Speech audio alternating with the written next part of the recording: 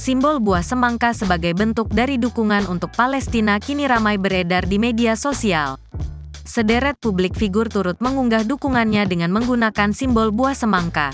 Akan tetapi, berbeda dengan Umi Pipik, mantan istri almarhum Ustadz Jeffrey Al-Bukhari itu protes dan melarang dengan tegas penggunaan emoji semangka untuk menggantikan bendera Palestina.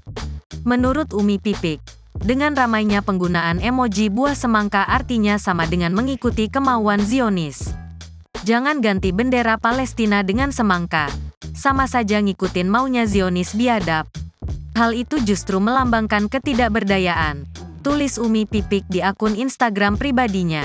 Dikutip Minggu, tanggal 5 November tahun 2023.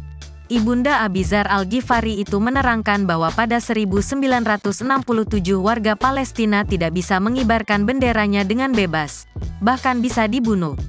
Sehingga para Zionis pun menggantikan bendera Palestina dengan simbol semangka.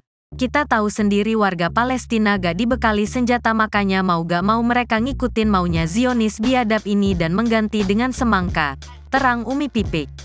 Oleh karena itu, Umi Pipik meminta agar publik tetap mengibarkan bendera Palestina tanpa digantikan dengan simbol atau emoji semangka. Bendera adalah lambang negara dan merupakan hal yang sakral. Pasti mereka lebih senang kita mengibarkan. Saat ini para Zionis pasti tertawa melihat kita TikTok mengganti bendera dengan VA Chiffon, artinya kita pun tidak berdaya untuk mengibarkan, ungkap Umi Pipik. Download Tribun X sekarang. Menghadirkan lokal menjadi Indonesia.